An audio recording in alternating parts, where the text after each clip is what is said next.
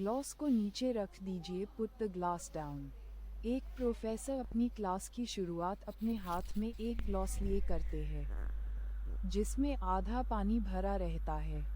वे glass को थोड़ा ऊपर करते हैं ताकि सभी जनकमज्जे उसे अच्छी तरह देख सके। उसके बाद वह विद्यार्थियों से पूछते हैं, आप लोगों के हिसाब से इस ग्लास का वज़न कितना होगा? 50 ग्राम, 100 ग्राम्स, 125 ग्राम्स। लगभग सभी विद्यार्थियों ने अलग अलग उत्तर दिया। वास्तव में मैं इसका सही वज़न तब तक नहीं बता सकता जब तक कि मैं इसका वज़न न कर लूं। लेकिन मेरा प्रश्न ये है कि क्या होगा अगर मैं इसे इसी तरह कुछ मिनटों के लिए ऊपर उठाए रखूं? कुछ नहीं, स्टूडेंट ने कहा। ठीक है, क्या होगा अगर मैं इसे इसी तरह 1 घंटे के लिए पकड़े रखूं? प्रोफेसर ने कहा, आपके बाजू में दर्द शुरू हो जाएगा। एक विद्यार्थी ने कहा, तुम बिल्कुल सही हो। अब बताओ, क्या होगा अगर मैं इसे इसी तरह 1 दिन तक पकड़े रखूं?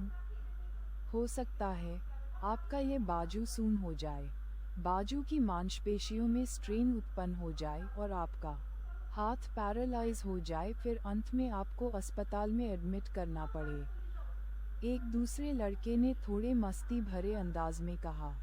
इस पर सभी छात्र हंसने लगे। बहुत अच्छा, लेकिन क्या इन सबके दरमियान इस ग्लास का वज़न कम हो गया? प्रोफेसर ने पूछा। नहीं, सभी का उत्तर था। तब बाजू में दर्द और मसल स्टर्न के क्या कारण थे? प्रोफेसर ने कहा। विद्यार्थी थोड़ा उलझन में पड़ गए।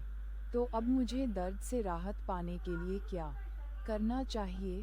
प्रोफेसर ने दोबारा पूछा। ग्लास को नीचे रख दीजिए, पुट द ग्लास डाउन। उनमें से एक विद्यार्थी ने कहा, बिल्कुल। प्रोफेसर ने खुश होते हुए कहा, जीवन की समस्याएं भी कुछ इसी ही तरह की हैं। कुछ मिनटों के लिए उन्हें दिमाग में रखिए। तब तक तो ठीक है। कुछ घंटों तक उनके बारे में सोचते रहिए, तो वे दर्द देना शुरू कर देगी।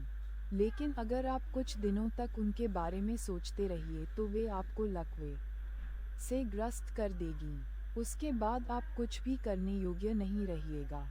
दोस्तों, ये महत्वपूर्ण है कि आप अपने जीवन की चुनौतियों और समस्याओं के बारे में सोचें, लेकिन उससे भी ज़रूरी बात ये है कि प्रतिदिन दिन के अंत में सोने जाने से पहले उन्हें नीचे रख दें। मतलब आप उनके बारे कुछ न सोचें। इस तरह आप अपने आप को तनाव मुक्त महसूस करेंगे और हर नई सुबह फिर नए चैलेंज और इशू का मजबूती से मुकाबला कर पाएंगे।